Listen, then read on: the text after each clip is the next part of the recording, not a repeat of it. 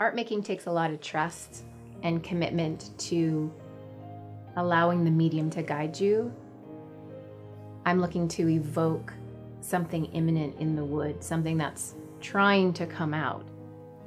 It's primal, and I feel connected to it. It has, again, that fluidity, and it has this naturalness to it. I'm working with a living medium.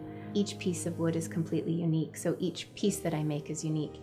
So it's a dance between myself and nature. I studied painting at Concordia University in Montreal, and I mainly painted for 10 years before I moved to British Columbia and went to Emily Carr University, where I discovered through woodworking and sculpture class the art of pyrography. I just stumbled upon it. It was one of those processes that was serendipitous. It was meant for me, and yeah.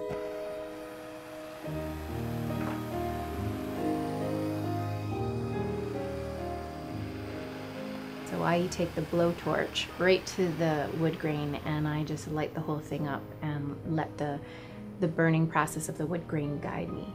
I love the smell. It smells like a campfire, and yeah, it's actually beautiful just to watch it burn. It gets a little crackle and it gets a little spark, and I never know which direction exactly it's going to go. Like, I know it's going with the grain, but sometimes it catches fire in different places and just kind of inspires me.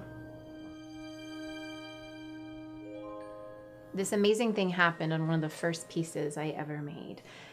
I asked my daughter, who was very young at the time, to stand in front of this board, and I took the blowtorch to the outline and I started to work, and the effects just blew me away. It's a magical experience, truly, for me working with wood. It was like I knew I'd found my medium when I made this piece. As I burned, the wood grain followed the form of her figure perfectly. So the wood grain follows the curve of her cheek down through her neck. It cinches at the waist. I couldn't have planned that. I just intuitively decided that was the piece of wood I was going to use. I know I'm going to wood burn it. I want it to be my daughter. I could never have foreseen how the wood grain would align exactly as if I had drawn it completely out.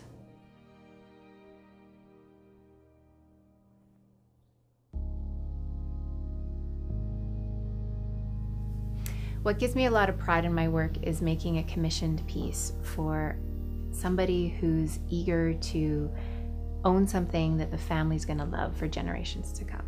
That one of the main things they would take with them if they had to leave their house would be the painting on the wall, the painting that the family loves.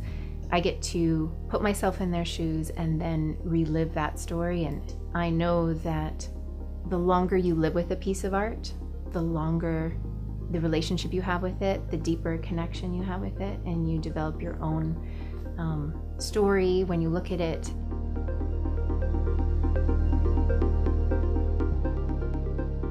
Where my art's headed, I can never say, but I know that I want to experiment with resins and become more sculptural and play with that 3D element and combine paint with pyrography in new and unique ways.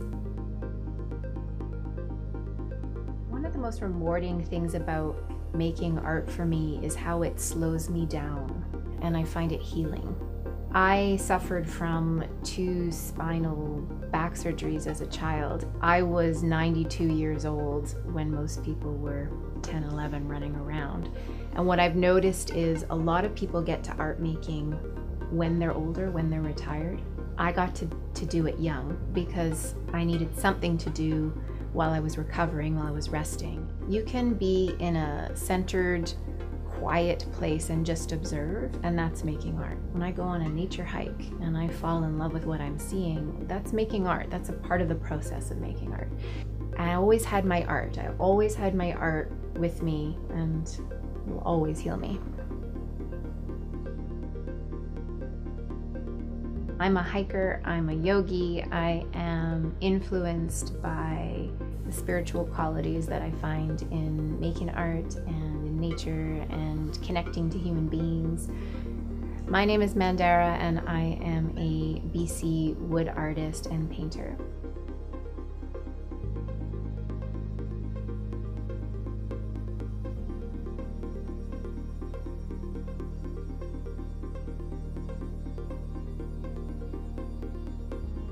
I was gonna say a goddess. No, I am, but no.